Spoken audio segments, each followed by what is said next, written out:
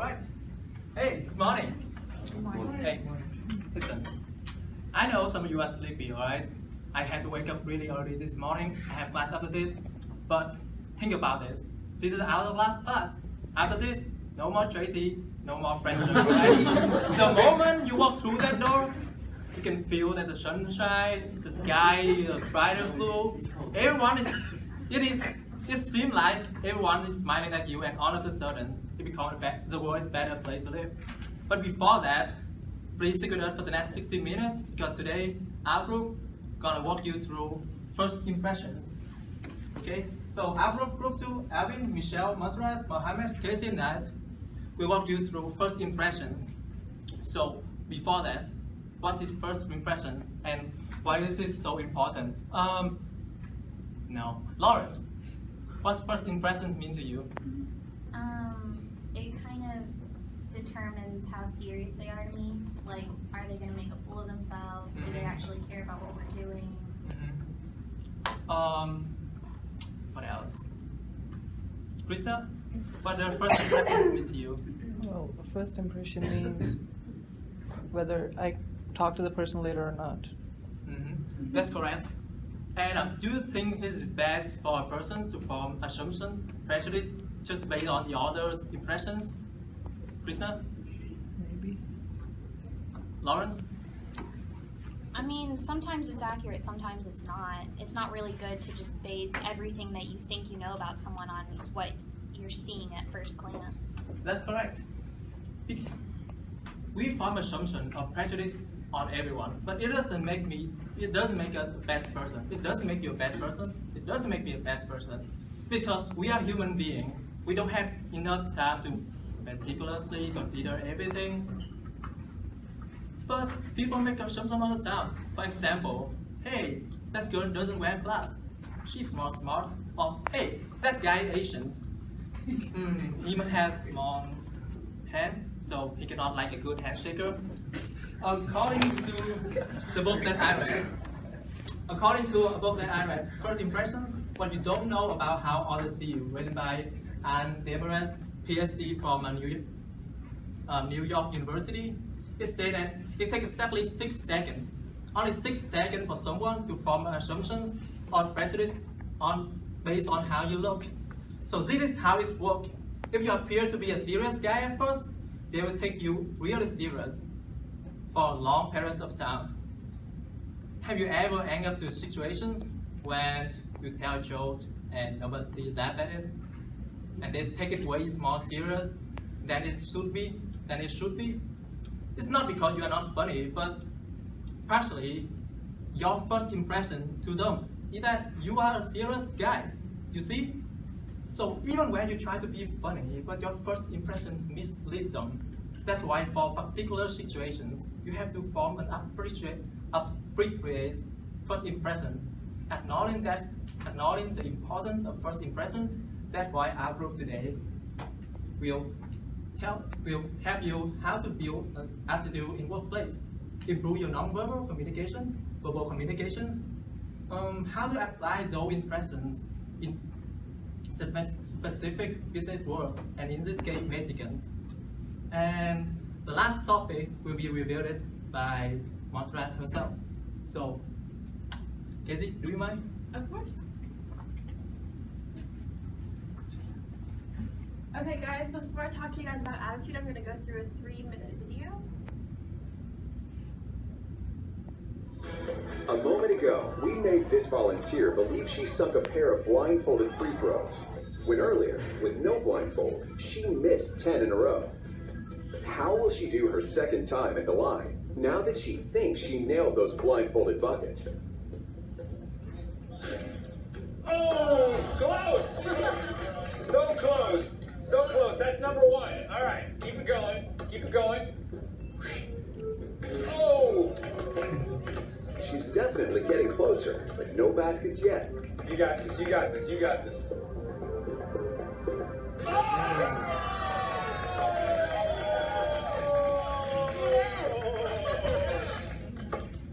Oh, you! Oh! Wow, By making her think she sank those blindfolded shots, and by cheering and giving her positive reinforcement, it's almost like we hacked her self-confidence and got her to believe more in her natural abilities. In fact, out of 10 shots this time around, she ended up making 4. Quite an improvement. But what if one of our volunteers was already good at basketball? Whoa, this guy's got game. He made a whopping 9 shots from the line.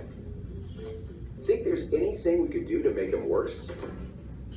Okay, so let's have you take 1 shot. All right? You think you can do it, guys? All right, Josh, let's give it a shot. 3, 2, 1.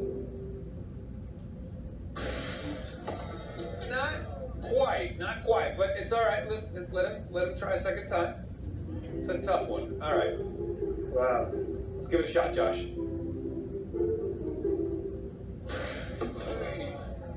All right. Well, look, the man is blind. Okay, let's go ahead and take off the blindfold.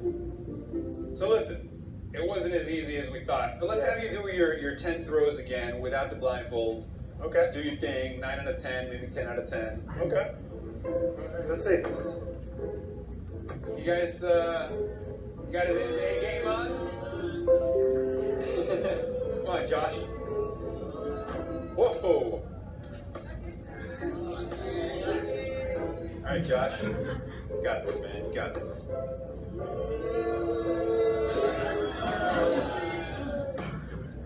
All right, that's 2.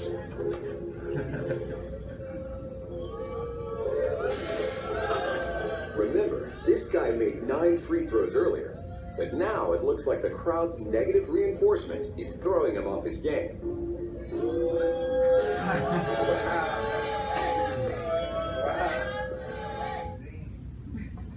So, as you can tell, positivity will boost your productivity, even in the workplace, not just yours, but others. So, if you have a positive attitude and an employer sees that you have a positive attitude, what they're going to see in you is that you're going to increase their productivity, not only just from yourself, but just by spreading that positivity all around the workplace. And then if you are a negative person and you walk into a room and you spread that negativity, you're like, oh, I'm having the worst day, like this sucks, this job sucks, like that's going to rub off on other people.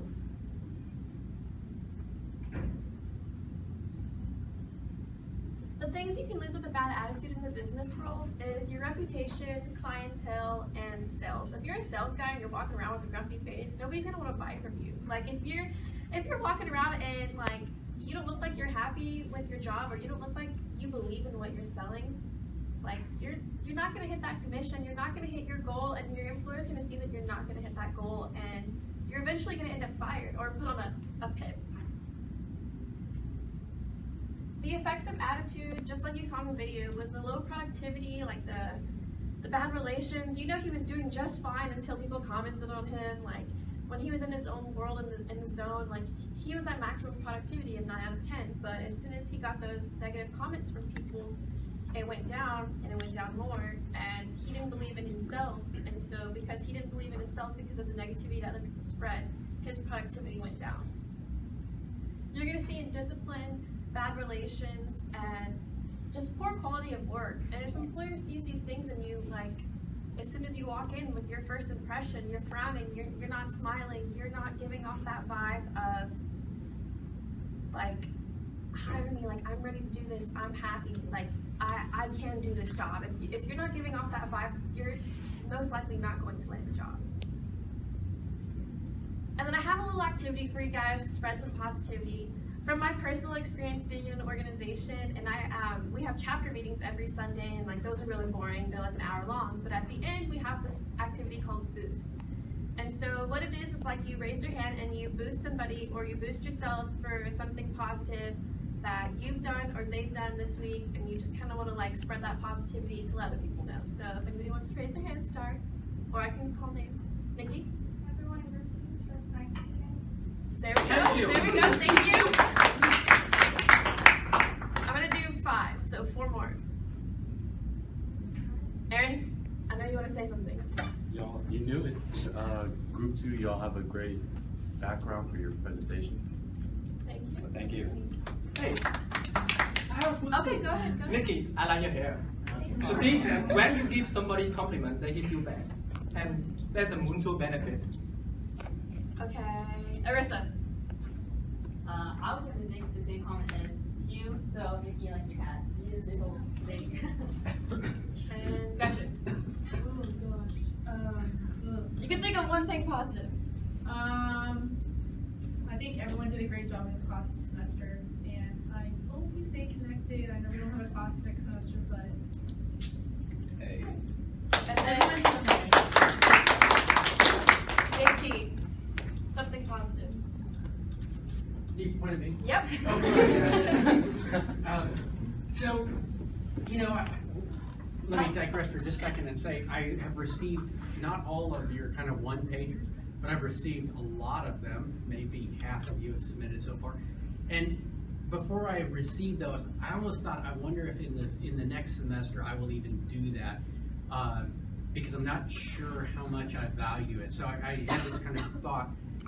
And then I started reading them, and I thought, you know what? I really like this. And what I liked was, I was really positively surprised by how well your writing skills are. And it was interesting to see it, because this was not an exercise where honestly it'd be easy to go copy something off of Google or take something else. You kind of had to just speak and tell me your thoughts, whether you're pro or con or sort of undecided or whatever. I thought overall I was very pleasantly surprised by how well you guys communicate in writing, and that's so important, because your generation gets the you millennials, you only know how to do Twitter and 140 characters or less and emojis and stuff, but really well thought out, well written overall. So congratulations on that. I think that was And now I would like to pass on to my colleague, Mohammad.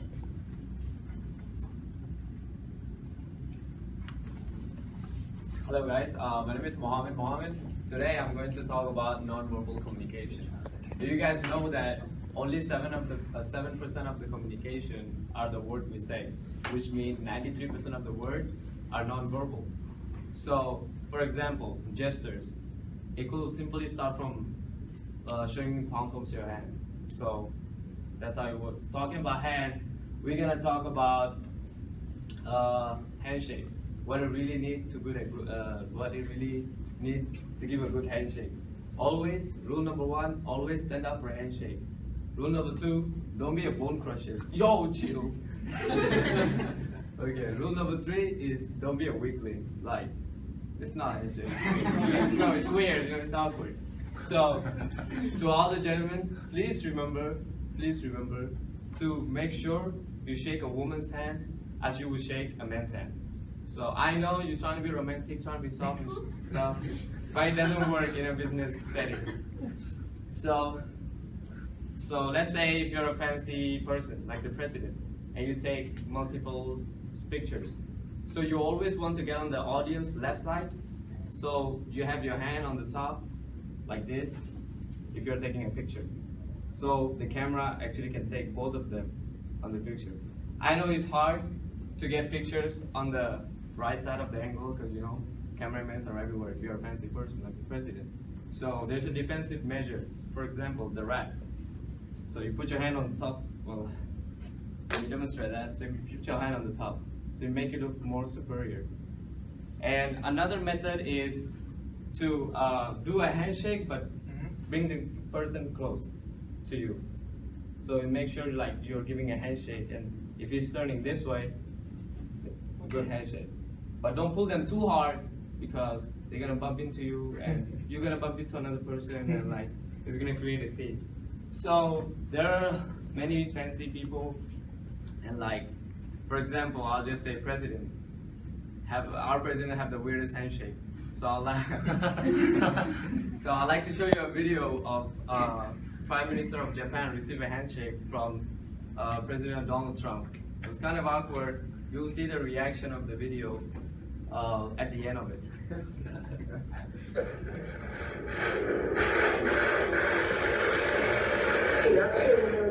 You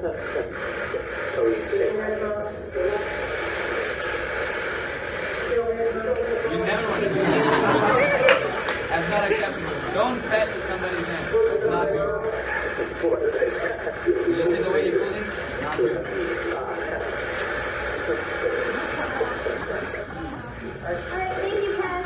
Thank you, everybody. Did you guys catch that? Thank you, everybody. So did you guys catch the reaction of the Prime Minister? I don't think he's ever gonna have a handshake with Trump again. I mean, he's trying to avoid it next time you meet. So people likes good-looking people. Clothes say a lot about personalities. So always wear traditional clothes like black, blue, gray, or navy blue. Those are the traditional colors, so you want to wear them. Avoid wearing neon colors, such as green and neon green. So if you go to an interview and you wear a neon green tie, the interviewer will more likely to give attention to your tie than what you have to say. So make sure to avoid those like shiny colors. I know it's fancy, those shiny, I want to be like looking like stars, but try to avoid that. So I'm also going to talk about 6 measures of facial expression. This is expression that we see every day in our life. You know, but if you have a sister or a sibling, you're most likely to see it most of the time. You know, so as you can see, anger, joy, surprise, disgust, sadness, and fear.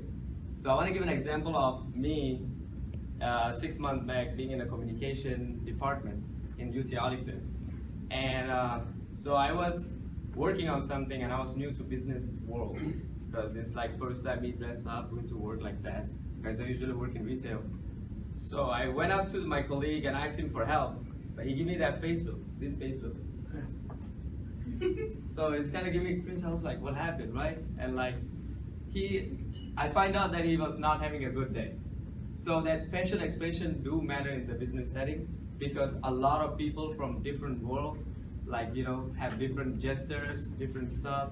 So you gotta make sure that if your boss is not having a good day, if he's looking grumpy, please avoid, you know, give them some space. And then if he's in a good mood, go talk to them, you know. So, yeah. Also, I want to talk about Asia versus US, because gestures culture can make a big difference in gestures. For example, me coming into Malaysia, me coming into US is a very different cultures and like gestures difference for me, because in Malaysia, if you want to talk to a person who is like who is older than you or who is like higher level than you, you actually have to look at your toe and like cross your hand like this. It's a respectful way to talk to a person. But in US, I did that, and you know, I get a bad comment. So you want to make sure to look it in their eyes in the US to communicate with them. So non-verbal communication is also listening. So if you speak to someone, you need to look at their eye about 60 to 70% of the time to make sure you're engaging. So if you're listening, that means you need to increase that to 90%. That means that you are showing that you're engaging on the person. Try not to look around the room or like object to trade the conversation in, because it's kind of awkward. So last but not least, I'd like to say communication is a very powerful tool. You know, it's a very powerful tool. Not just what we say is important. Everything from gesture to like handshake to micro expression to the way how we dress say something to everyone. So right now I'd like to do a quick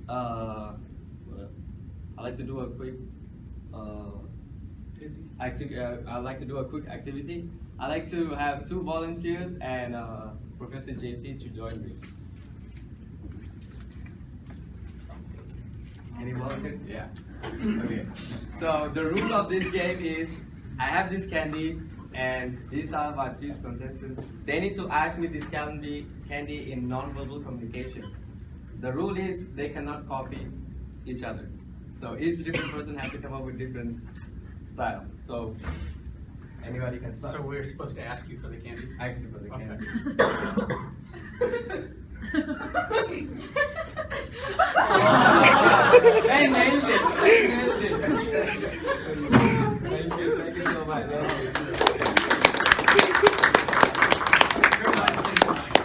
So, as you can see, even though you don't speak English or if you don't speak any other language, non-verbal is a good language or like a body language you use. So, thank you so much. I hope you guys learned something from this. And right now, I'd like to pass it to Michelle, who's going to talk about verbal communication. Okay, so now that we've gone from nonverbal, we'll talk a little bit about verbal communications and then how that plays a part into first impressions. So, let's see. I decided to divide into three different sections. We'll talk about clarity of speech, which is just the way you sound when you're speaking and how that, some attributes that contribute to that, as well as remaining calm and focused, making sure that you avoid being nervous or making it seem like you're rushing a presentation, and also making sure that you know how to close a first impression. We're so worried about how to make a first impression at the beginning, how to start it, that we forget how to end a conversation with someone. So we'll start off with clarity. With clarity, breath is something that's really important that we need to think about, because usually it's something that happens natural. We breathe and we don't really think about it. So you have to make sure that you avoid breathing too fast, or because then you'll seem like you're anxious or you're nervous about something, and it can make the crowd or the person you're talking to feel like you're uncomfortable with them and what you're speaking to them about. And also, you want to make sure you don't speak too slow. Breathe too slow, because then that just means like you're either you're so relaxed that you really don't have nothing else to say, like you just want to go to bed. So breathing does a lot of what you want to say. So make sure that you have a moderate breath when you're speaking. Also, making sure that you avoid uptalk. What uptalk basically is like you want to make sure that when someone asks you a question, like let's say for example, if someone were to say, "What do you do for a living?" or like what are some of the things you do in your job, and I were to answer back with like, "I'm an accountant, and I think we do we balance accounts." Like it just makes it seem like you're not confident about your answer, and it makes it seem like you're losing your credibility when you clearly know the answer to, because you are an accountant. You want to make sure you sound confident with your answer. And if you answer back with uptalk, then the person you're talking to, they're gonna be like, should I trust this person, and should I trust what they're saying? And with declarative sentence, what I mean with that is just making sure you avoid using like and so and yeah. And like for me personally, this is a real trouble for me, because I'm so used to talking to my friends and family, and I use the word like and so yeah all the time. So like making sure you avoid that by finishing up your thought. Breathe, like I said, breathing is important. Make sure you breathe when you're speaking and avoid using those words. With tone, you want to make sure that you set the mood when you're speaking to someone. If you're excited and enthusiastic and interested with what you're saying, then your audience and the group of people you're making conversation with will feel that too. But if you just have a monotone voice and you're just like having no expression, and you're like, okay, well next I'm gonna show you guys a video and I hope you enjoy it. So, but actually I'm gonna show a video which is gonna show a monotone voice of what not to do and how the audience gets impacted. At which anyone raised or lowered, raised tariffs in an effort to collect more revenue for the federal government. Did it work? Anyone? Anyone know the effects? It did not work, and the United States sank deeper into the Great Depression. Today, we have a similar debate over this. Anyone know what this is, class? Anyone? Anyone? Anyone seen this before? The Laffer curve. Anyone know what this says? It says that at this point on the revenue curve, you'll get exactly the same amount of revenue. Okay, we kind of get the point as what not to do and how it can affect your audience or the people you're speaking to. With calm and focus, as you know, we've all had presentations, and we all, like, whenever we apply for a job interview, we always prepare for it. And whenever you're given the chance to do that, you always want to take advantage of it. Because if you're going for a job interview, you want to make sure you, prepare the questions you're going to ask, what to be expected of what it's going to be asked of you. So making sure you prepare and have your thoughts organized goes a long way in making sure that the people you're speaking to know that you put effort into what you're saying, that you're interested with what you're talking about. Also, with pace, you want to make sure that you don't speak at a really fast pace, because people are going to miss what you're saying, an important topic or important information you're given, and they might forget important details. If you speak at a slow pace, it kind of goes with breathing and your tone. It might seem like it's monotone, or it might seem like you don't know what to think about next, so you're just like, you know, slowly making thoughts and I don't know what to speak about next kind of way. So make it also for positivity. When you're speaking to someone, if you're positive and engage with your speaking, not just the audience but yourself, you're going to find more excitement when you're giving a presentation. So like if I came here and I was giving this presentation and I was like so annoyed with it and I was tired of it and I just quickly wanted to get it over with, you would be able to notice that. And you want to make sure you avoid that because it's kind of like a, if I feel it kind of way, you'll feel it kind of way when I'm speaking. So the last point that I want to make is making sure you close a first impression. Like we've all, in this class we've talked about, you know, making connections, how to make a connection in future arrangements and stuff. So making sure that you don't rush that first impression. You don't you don't just end it awkwardly. You want to make sure you let them know like, hey, I enjoyed speaking to you. I enjoyed talking about this, like, you know, all those topics you learned. So they know that you're like, you know, wanting to speak with them further. So future arrangements are important in first impressions. And with that, I would like to do a quick activity where like the person either on the left or right of you, you let them know a first impression you had of them. Like, you know, at the beginning, we didn't really know each other much. We only knew each other with what we said and when we talked in class.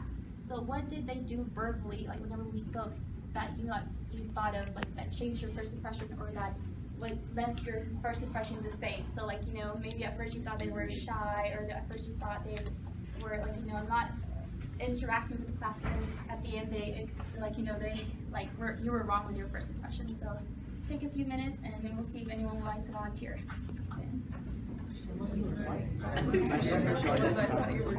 Whenever you said, I think you said you were, oh man, it was like, you were like trained and you were trained in like the military. To volunteer and say like what their first impression of someone was, or what made them change, or what made you change your first impression. I'll go. Okay, so I did Matthew. And at first, I remember just when we were presenting class or like talking, I saw him like very shy but really genuine. But the cool thing is that we're in another class with each other, so we've gotten to know each other a lot more, and it's just really genuine and friendly. So.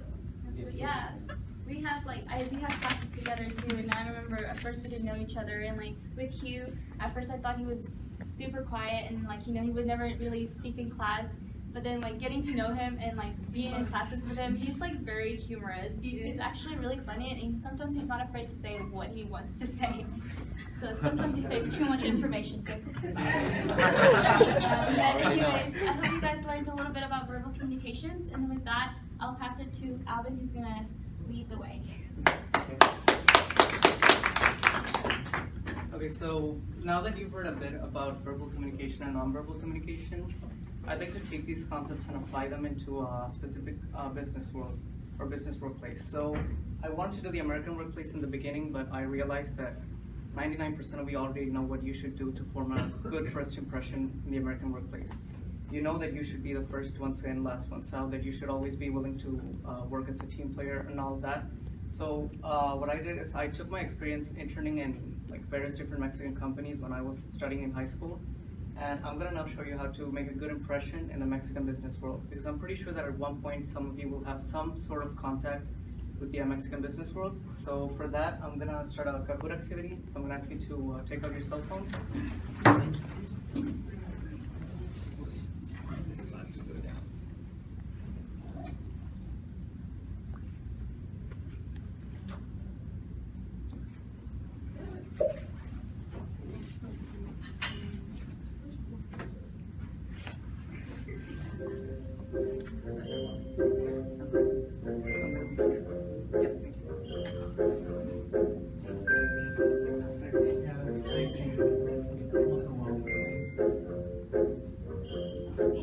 We got the first person right there, Joker. Smiley face. Oh my gosh. Yeah.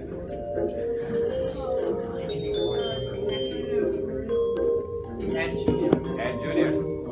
Oh, JT, could you also participate in the activity? Do you want me to participate? Yeah, please. Junior cried. Full name, guys. Full name.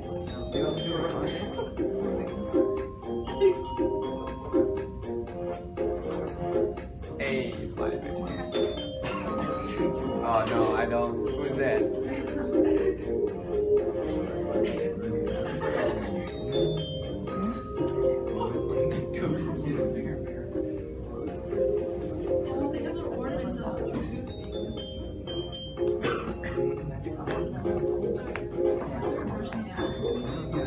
Okay, so are we seeing 2 people now?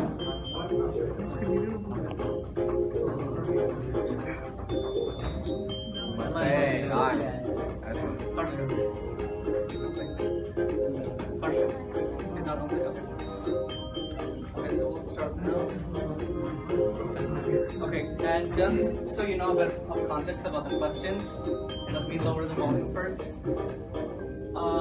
There are going to be specific questions about a specific case scenario within the Mexican business world, and what I'm going to ask you is to answer as to how you would react to that situation or take an action, considering the fact that you're trying to adapt to the Mexican business world. I don't want you to necessarily know what you would answer like on a personal basis. I want to know what you would do to adapt to the Mexican business workplace. So we'll start with the questions now.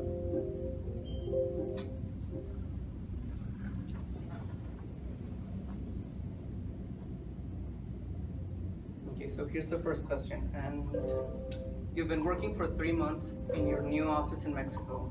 What's the first thing you should do when you get to the office if you want to make a good impression with your Mexican colleagues? So it's 8:55 a.m., you just got to the office. What's the first thing you're gonna do to leave a good impression with your new Mexican colleagues?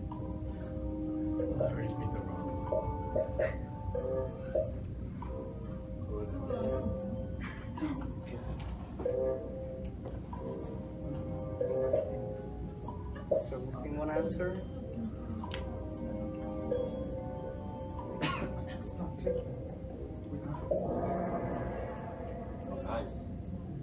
Okay, so the correct answer, even if it doesn't seem like it, is go talk to your colleagues about Sunday's game. Because in Mexico, business is based a lot on personal relationships. So you need to make sure that you make an effort to know your team members, and you need to take an effort to connect with them. And the way that you do that is by going and talking to your colleagues about Sunday's game, because that's a big thing in Mexico. Every Sunday there's like a soccer game, and everyone's talking about it on that following Monday or on that following weekday. So, and the first option, going into your cubicle and getting ready to work, that's not necessarily the correct option, because again, you want to make sure that you're not the antisocial person that just goes in and does their work and gets out at 5. And now, going to talk to your boss first thing in the morning. This would not be generally done in Mexico, because it's actually considered rude to just go to your boss's office in the morning without setting an appointment or having called him first. It's not like here in the American workplace where you get to go to your boss's office every time you have a question. And another thing you should know is that bosses do like their rounds around the cubicles. So if you go to a boss's office first thing in the morning, you're annoying him, and because he's the boss, or he or she has the authority to come in whenever they want. So chances are they're not going to be there first thing in the morning. And that's one thing you should know in Mexico. The bosses aren't the first ones that are there. They're probably the last ones to get there. So now on to the second question. So you're at your office in Mexico. You started your working day at 9 a.m. When should you plan to leave for the day, considering you're trying to make a good impression among your Mexican colleagues?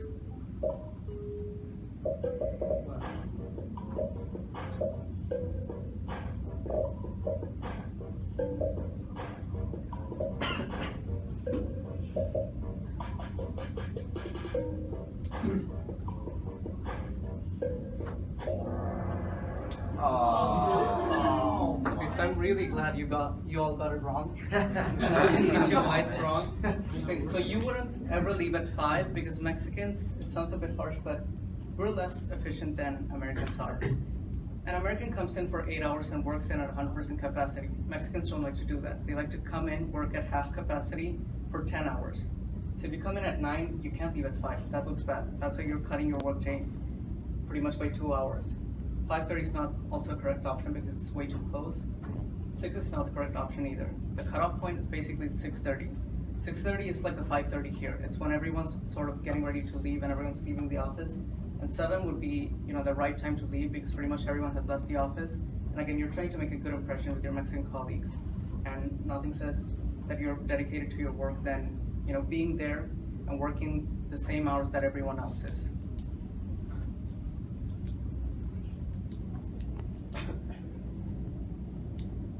Okay, so this is a tricky one, so answer carefully. You realize you're in a meeting and that your colleagues are cursing all the time. What should you do considering you're trying to make a good impression among your Mexican colleagues? So again, it's a tricky one.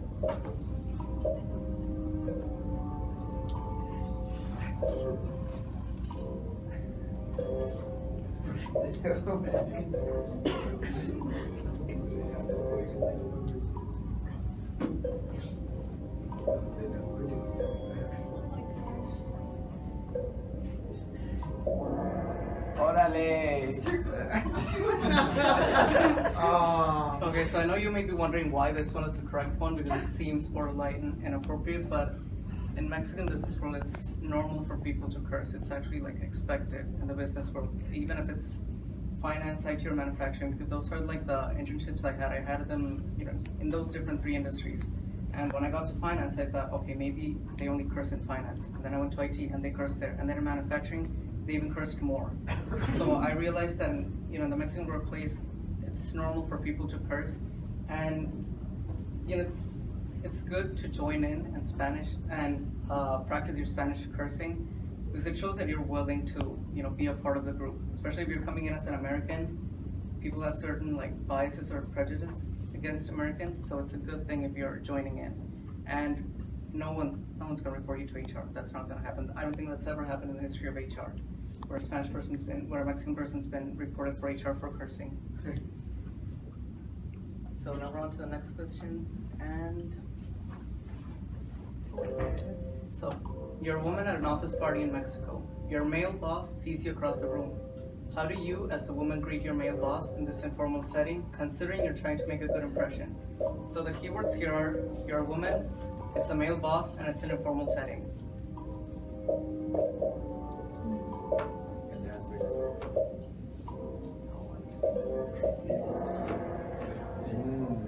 Nice. Okay, so you guys did better than I thought. I thought you would have done. Okay, so for some of you, this may seem like borderline sexual harassment, but it's not really. It's a common practice in Mexico to kiss the person's right cheek. And what you should know about this, it's man to woman and woman to woman. You should never ever do it man to man unless you want to get punched in the face and get called what and be reported to HR. You will be reported to HR if you do that. So hugging him is technically the right answer, but if you want to be a bit more personable and connect with your boss and have a good relationship with him, you just show him that you're at that person level. And again, you'll see during office parties that everyone greets each other this way. So it's a bit weird if you just go in for the hug and then he sort of kisses you, but you were not doing that. So that's why you should always go for the kiss in the cheek. Like no one will stare at you if you do that.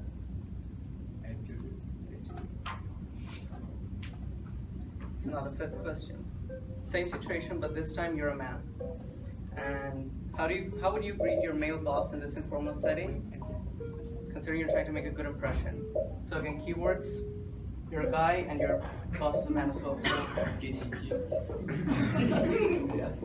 no, you're gonna get reported to HR.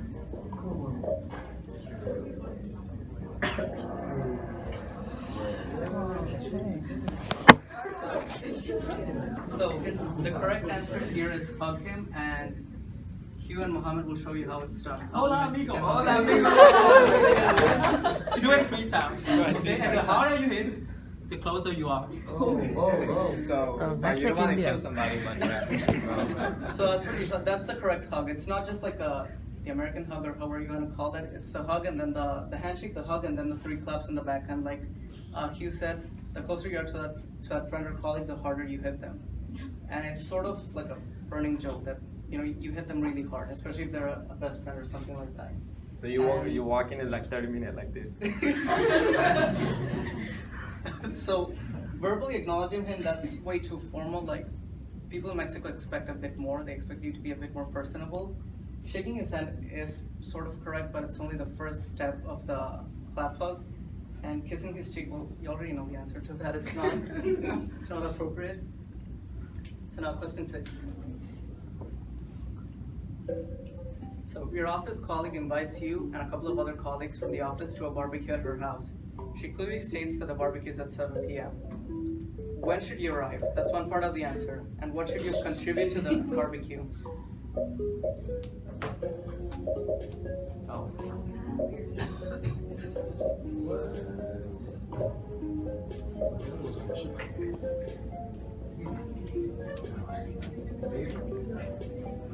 We're waiting on 2 more answers. Oh. Nice, guys. Good job. I was like so prepared for everyone to get this one wrong, but you got it right. So the reason why this one is correct is because in Mexican culture, no one makes it on time. If a host says that they want you at 7 p.m., they don't actually expect you until like 7:30. And they're not ready to attend you. And if you come in at 7:10, they're not ready. So they're a bit annoyed that you came in 30 minutes before they supposedly told you to. So it's always good to leave a 30-minute margin. 30 minutes to 1 hour. After 1 hour, it's considered rude. And the bottle of liquor is a safe choice because liquor can be pretty much mixed with anything. And with beer, normally it would be the right answer, but with Mexicans, because they're raging alcoholics, they have like really specific preferences about beer. So you would not bring in cheap beer or whatever beer you find. Each host and person has their specific model that they like. It's like cigarettes. There's one brand that they stick to. So similarly, you wouldn't bring in the 6-pack of cheap beer. And wine in Mexican culture, it's only used for formal occasions. So barbecue is not that. So now we're on to question 7. Okay. So your boss brings you along for a business lunch with an important client. The client starts discussing recent events and their political connotation. How do you continue this conversation, considering that you want to make a good impression with this Mexican client? And that's one thing you should keep in mind. It's a Mexican client.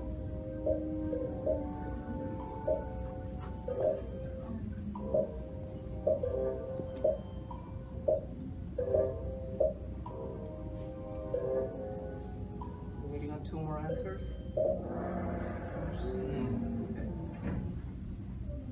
So yes, that's the correct answer because in Mexico it's appropriate to discuss politics simply because it's not like in the US where you have just the Republican and the Democratic Party and they hate each other.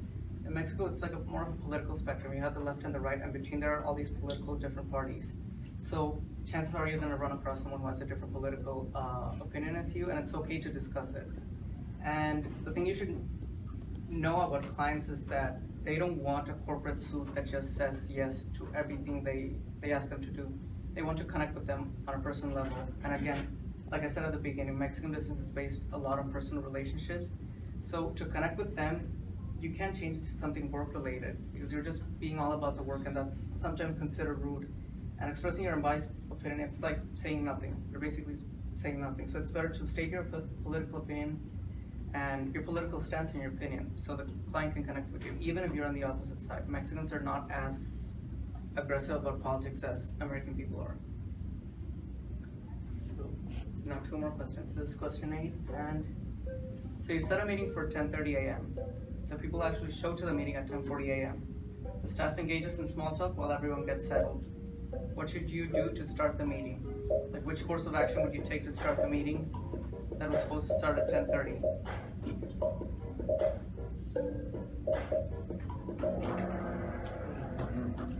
Okay, so almost all of you got it correct.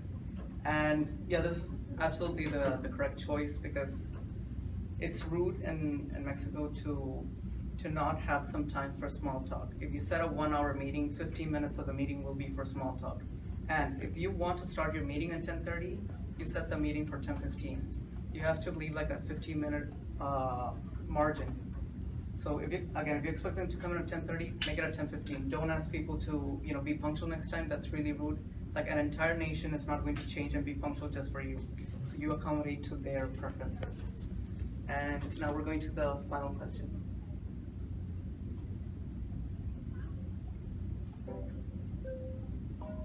So you visit a manufacturing center in Mexico, and there you come across the VP of engineering, but you never really catch her name. How should you address her now, considering that you want to make a good impression with this Mexican executive?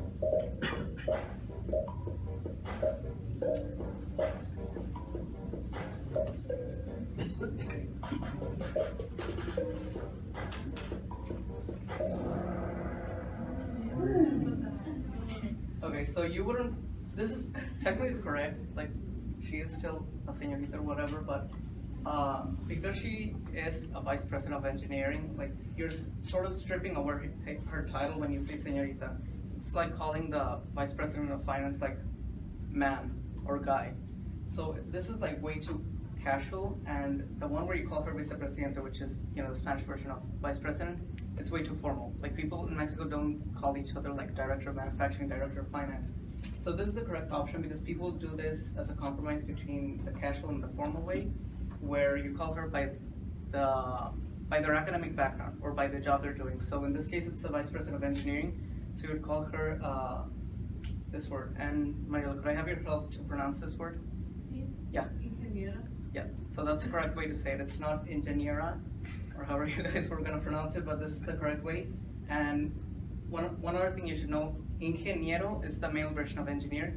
Adding the A, ingeniera, is the female version. So because it's a vice president of engineering and we mentioned that it's a lady, then you would call her ingeniera, not ingeniero, which is the male version. So now, with her, JT, and who's the smiley face? Woo! Okay, so could you help me with distributing?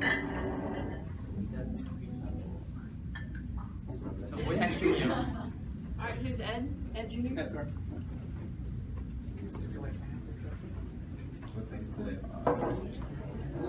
We're totally scoring. I got food and drink.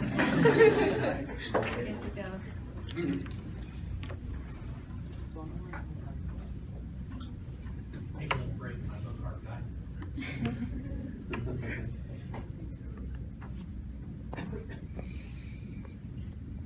Okay, so now that we've gone over, you know, this overview of impressions, I'd like to sort of explain the dressing code that goes along with each industry, and they're pretty similar to, you know, the dressing codes here in the United States.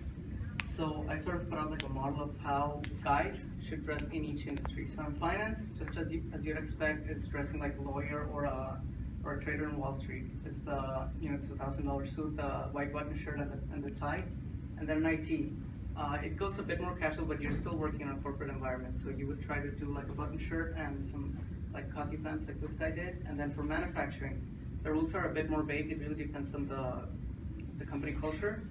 So you would wear something like that, or a polo t-shirt and some khaki pants, or maybe even some jeans. So it really depends on the company. And that's one thing you should really be careful about in Mexico, because Mexicans tend to stick to their judgment more than Americans do. Americans have more of an open mind. So dressing is an important factor in making a good first impression with Mexicans.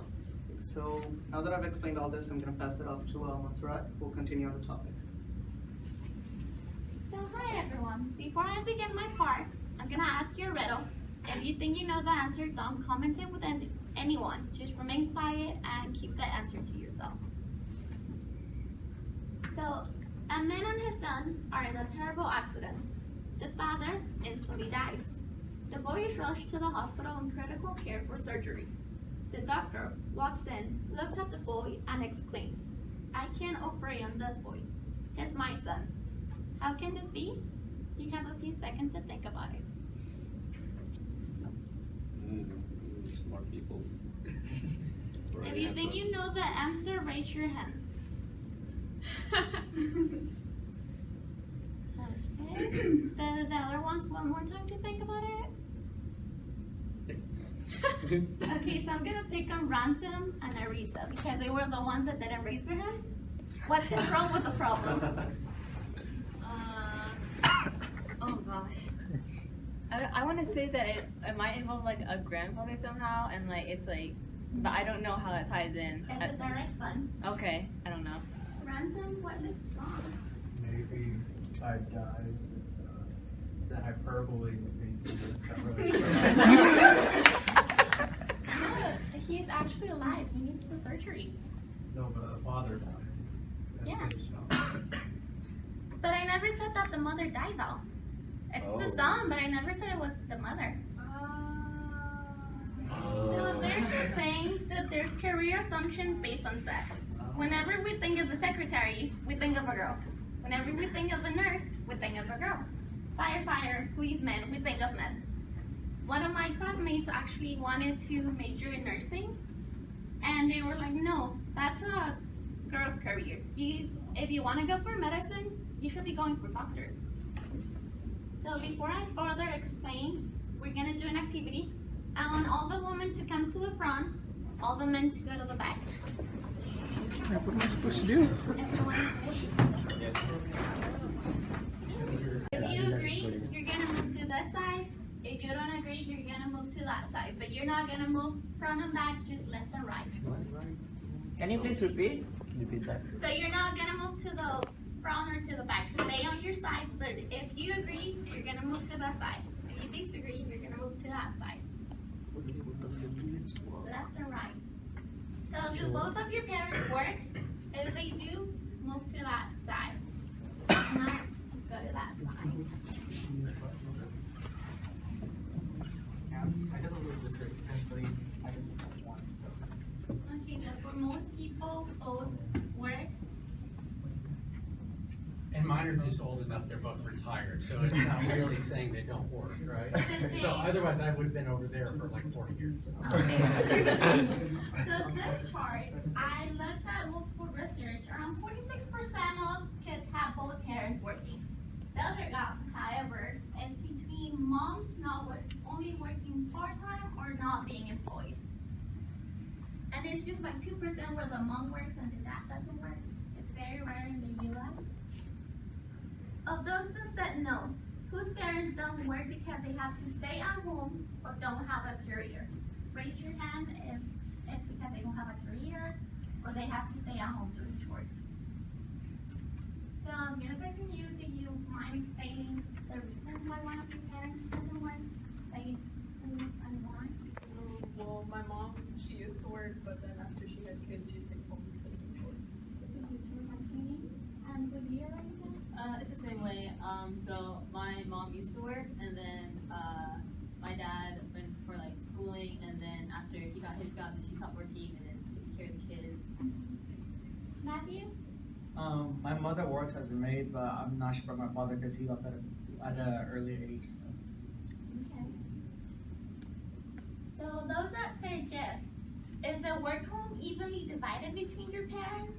Meaning taking care of the child, cleaning, cooking? If it's fair, raise your hand. So it's only 3 people that it's fair for. So Nam, how do they divide the work at home? I mean, I don't know how to say it. They just, I see that they make time for us. Like when we need it, they just there. Like even moms or dad. My dad left to work more than my mom, but my mom understands it. My mom be here for me, and then when I need my dad, I just need a call, and he just answers. So. Lauren? It's always been really half and half with my parents. So like, if my mom doesn't want to cook, then my dad will cook, or my dad would drop me off at school when I was younger, and my mom would pick me up. Okay, Timothy and Gretchen, you were one of the first ones to say, oh no. So do you mind commenting? Well, my mom's a teacher, so she's always home for my dad. So my mom cooks dinner and cleans just because. I mean, I think it's more just because my dad isn't there. So it's more of an agreement. Yeah. I mean, she does get tired, but you know. Ramson, I think you said it wasn't even either. Do you mind commenting? It was just different schedules. So, yeah. So, to show you something, 49% of female graduates. It's a lower rate than the 51% female graduates. So you would be expecting more women to be in the labor force than men, right? However, if we look at the STEM, more men work than women. And if we move to business as the CEO magazine, of the 500 CEOs, only 3.6% are women. That's a very low rate, especially for us that we're going to the business world, seeing so few women in it. Who has been told they can do something because of their gender? If you have been told that you cannot do something because of your gender, move to the right. If you haven't been told that, move to the left.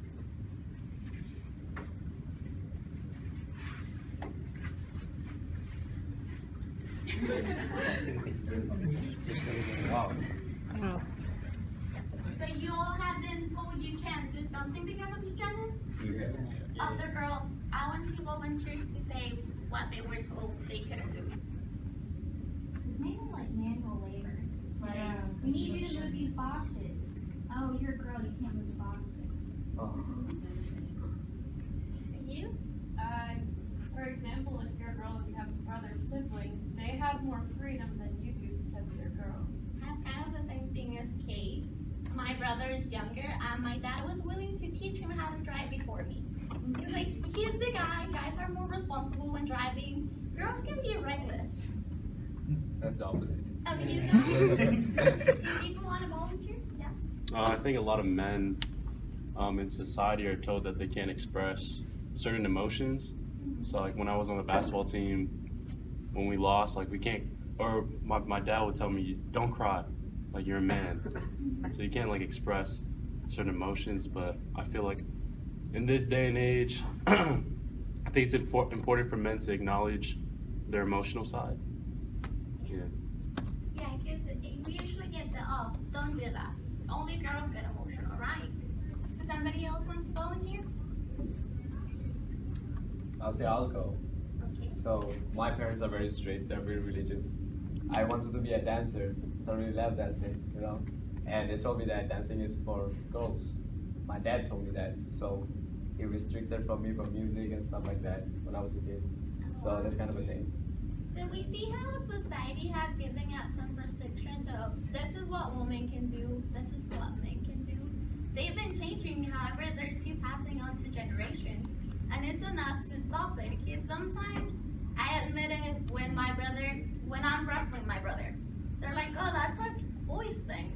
But I just want to play around with him. And then whenever he cries, it's like, you're a man, you shouldn't be crying. It's a girl. But we need equality. Well, and Leanne is a parent, I mean, boys and girls.